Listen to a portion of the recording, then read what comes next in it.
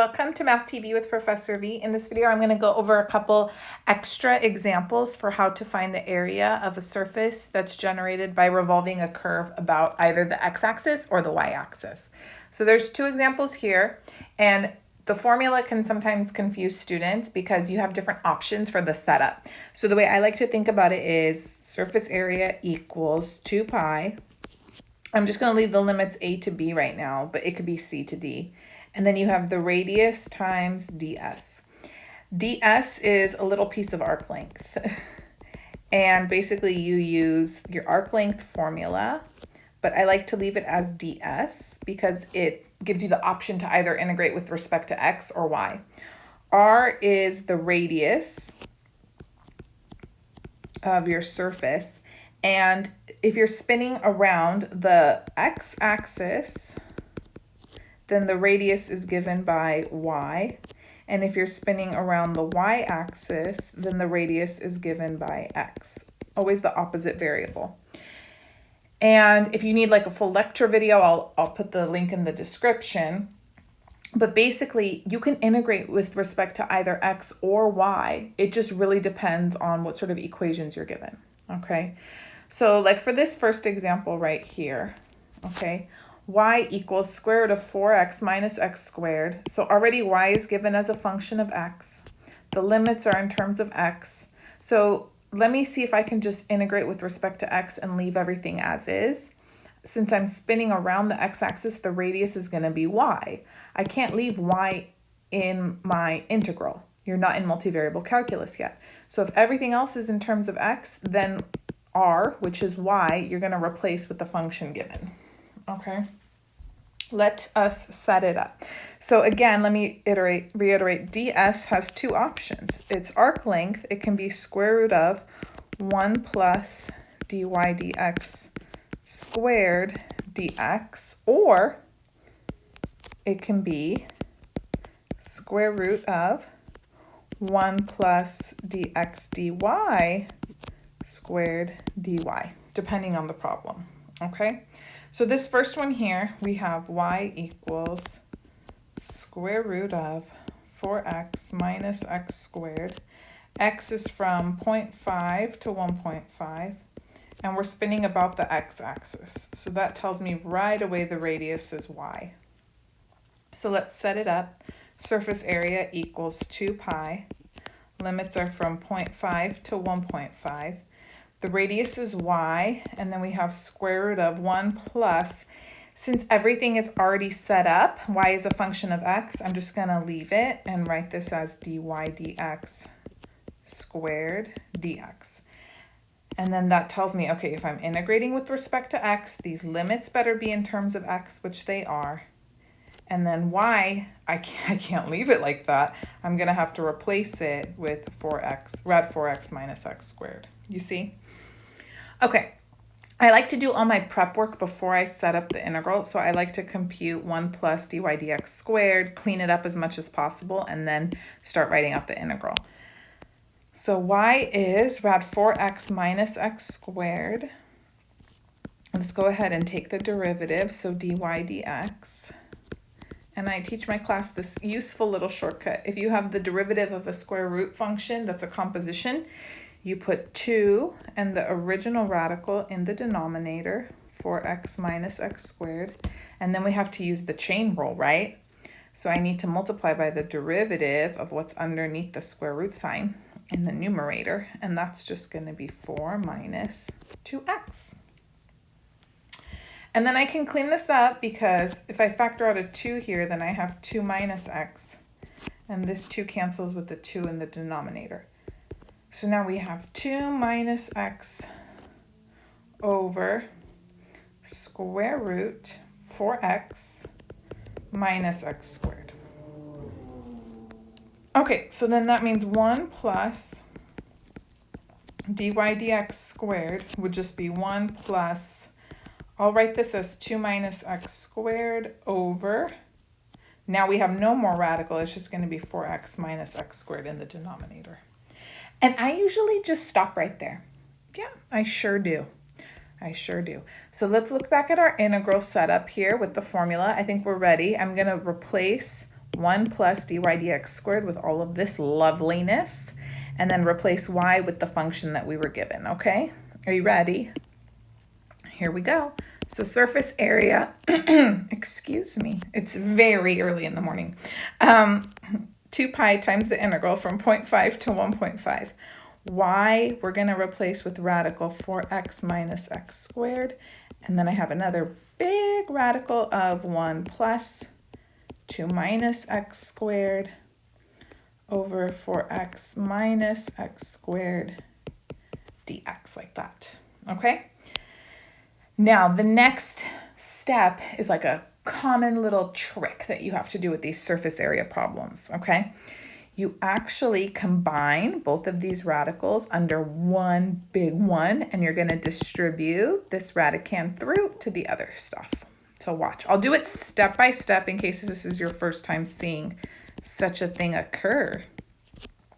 Big radical, boom. Then you have 4x minus x squared times what was already there, 1 plus 2 minus x squared over 4x minus x squared. Close it. Don't forget the dx. Okay, now here's where it gets so lovely, because I'm going to distribute, and perhaps you can already tell some lovely cancellation will occur, right? 2 pi integral 0.5 to 1.5 square root 4x minus x squared times 1 is just itself, plus, and then now when I distribute 4x minus x squared to the second term, look what happens. It's great. It cancels with the denominator, and I'm just left with the quantity 2 minus x squared dx. Okay. Now, underneath the radical, you just have a little FOIL party. 2 pi, 0.5 to 1.5, square root, what's this? 4x minus x squared plus 4 minus 4x plus x squared dx. Ooh, look at this, more canceling fun. 4x is gone, x squared is gone. We only have rad 4 left. Yes. It's like once you get to this point, the integral is so nice. So did you observe? All I have left is square root of 4, which is 2, dx. Antiderivative of 2 would be 2x. So I have 2 pi times 2x evaluated from 0.5 to 1.5. You can just group all these constants together. So it's 4 pi times evaluating x, upper limit minus lower limit. That's just 1. So this final answer is just 4 pi. And I always like to write that this is units squared, just to remind myself this was surface area, so we're finding a 2-dimensional answer. Okay, how was that? Did you love it? Now let's look at another one, this time where we're going to have to set it up differently. So you have some options. Let me copy this down below. So again, surface area. You notice this is different because x is given as a function of y. Okay, and my limits are in terms of y. If we're spinning around the y-axis, that means my radius is x. So surface area is going to be 2 pi. I have 0 to 15 over 4 x times the square root of 1 plus dx dy squared dy. And notice I'm in good shape. If I'm going to integrate with respect to y, I have to differentiate with respect to y, and the limits are with respect to y. Now, if you wanted, when I gave this problem in class the other day, some students set it up differently. The radius still has to be x. That does not change. But they wanted to rearrange this equation and actually still find dy dx and integrate with respect to x. And that's totally fine, but the only issue is then that your limits also must match and be in terms of x. So you can find them. If y is 0, just plug it in here. So x of 0 is 3 rad 4 minus 0. So 3 times rad 4 is 3 times 2, so 6. This would be a 6. And then x of, this is probably not going to be fun, x of 15 over 4. So it's 3 times square root. I'm already thinking this is 16 over 4 minus 15 over 4. That's 3 times rad 1/4. So 3/2. Oh, that wasn't so bad. So upper limit is 3/2. And then this is what I want you to observe now, okay? If we go this route, I have to rearrange, get y by itself, take the derivative, and you're good. If we integrate using this option here in terms of y, I have to replace x, because everything must be in terms of y in the integral, with 3 times rad 4 minus y. It doesn't matter which one you do. They will come out the same, and it will only differ maybe at the end when integrating what technique you have to use. So just, you know, in this case, if you want to try both ways, I'm going to just do the top one because we already integrated with respect to x. Let's integrate with respect to y, but you can try this setup on your own. Okay, I had a few students do it. They were just very moved to only integrate with respect to x for whatever reason. So x, what an ugly x, hold on. X equals 3. I'm going to write this as 4 minus y to the 1/2, yeah? So dx dy is going to be 3 times a half, so 3/2, 4 minus y to the negative 1/2, and then by the chain rule, I have to multiply by the derivative of the inside, which is negative 1. So this gives me negative 3 over 2 square root 4 minus y. I didn't use the shortcut to take the derivative just now in case some of you hate it. And then that means 1 plus dx dy squared would be 1 plus, square the top, it's now 9. Square the bottom, it's now 4 times, no more radical, 4 minus y. Leave it, please leave it. I don't clean up much more from here. So surface area is going to be 2 pi. Limits are from 0 to 15 over 4. Instead of writing x, I'm going to write 3 rad 4 minus y. 3 rad 4 minus y. And then we have big square root with everything from the line up above. And then do you notice we're at the same point? We're going to use the same technique right now. So I'm going to come through, put this and this expression under the same radical and distribute the 4 minus y. And while I'm at it, take the 3 out with the 2 pi, let them hang outside of the integral, become 6 pi, 0 to 15 over 4, big radical, here we go, 4 minus y times 1 plus 9 over 4 times 4 minus y. And voila. And then this is the point where we distribute and it gets fabulous. So we have 6 pi integral 0 to 15 over 4 square root 4 minus y plus, this 4 minus y cancels with the 4 minus y in the denominator, and then all I'm left with is 9 over 4. And then dy. Okay. Cleaning up a wee bit more, this is 6 pi integral from 0 to 15 over 4.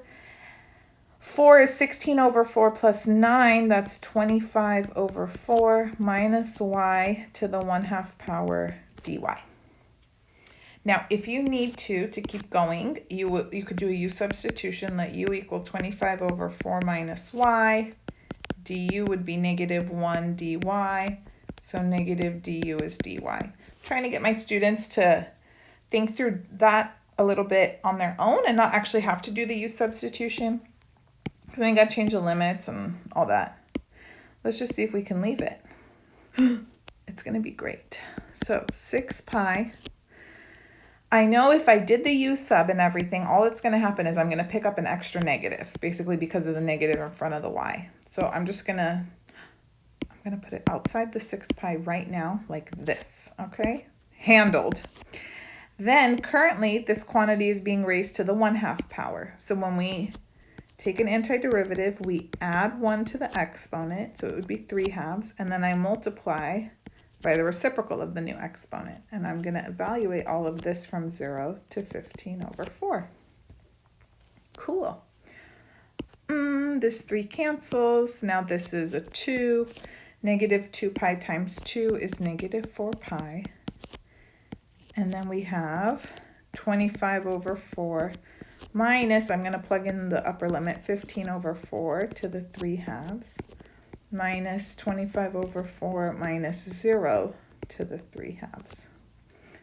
Oof, that was ugly. There we go.